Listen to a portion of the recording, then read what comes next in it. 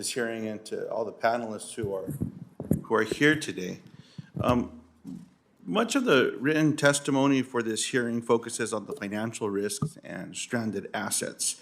These financial risks are real and need to be managed, but I want to focus in another area. I would like to highlight for the witnesses and for my fellow committee members of another type of stranded risks in the area of stranded communities or livelihoods lost or job opportunities as well. And Mr. Ramey, your testimony states that communities with stranded assets might need a decade or more of support to recover. What types of programs will support these communities and local governments for the decade it will take for them to recover? Thank you, Senator. In the short to medium term, I think it's likely that these communities will need support either from their state governments or from the federal government to provide essential services, including education, public safety, roads, other essential services.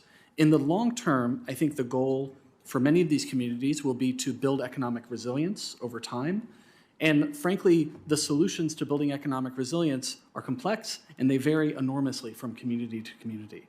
My hope is that the federal government can support the priorities of local stakeholders and local community leaders to pursue the economic resilience strategies that they think will be most promising for their communities. In the conclusions of your testimony, you emphasize the urgency of the clean energy transition and the importance of providing support to state and local governments. But your testimony does not go as far as suggesting how much support, for how long, and in what form. Does the federal government have an obligation to provide support to state and local governments to replace revenue lost in the transition to clean energy? I think ultimately that'll be a question for you and your colleagues to decide. RFF does not make specific policy recommendations on these types of issues. We do provide evidence and research to support your decision making. And what I would say is that if there is federal government policy that leads to stranded assets or reduced revenue for local governments, it seems logical to me that the federal government would help those communities manage those negative impacts. I appreciate that. And one area, Mr. Chairman, that we've been able to do some work in an area that was completely ignored, which was included in the bipartisan infrastructure package, was to plug abandoned and orphaned oil and gas wells, for example, an area where neglect throughout the country, including families where there were maybe one generation to the next an inheritance, well was that was not in production, that was completely abandoned, left there. And you know, if any of you have been to these, the last time that I traveled to some orphaned oil and gas wells, there were some cattle grazing near a couple of them. No investment had been made in the structures themselves. There was leaking oil all around the area that I went in. As a matter of fact, for those of you that are familiar, there's a collection to the tank that is a pipe that comes out, and there's a bucket that will capture whatever is coming out of it. Well, there were no trucks going in. There were cows out there, and they were drinking from that bucket, a bucket that had a couple inches of residue on top of the water. And so I'm very proud that we were able to work in a bipartisan way to go out and do some of this additional cleanup. And Mr. Ramey, that's what I'm trying to get at, is opportunities, job creation, looking at areas where there's been neglect.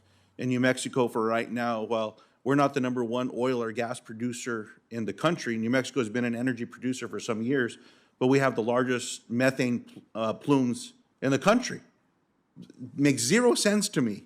If we're not the largest, why don't the largest have them? What investments have been made to stop that, for example? That's a job creator. As a matter of fact, one of the times I went out, there was some technology made available to us where we could see methane plumes.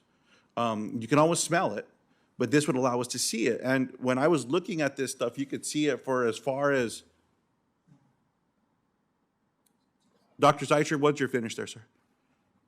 I'm sorry. I wasn't calling on you. I didn't want to get in the way of your conversation. Is what could happen from the perspective of not controlling when we saw this space, but having more technology to stop those leaks, plug those leaks, creating opportunity in places like New Mexico is just another area. As there's more investments and decisions being made, we're seeing something finally being embraced by the industry in New Mexico.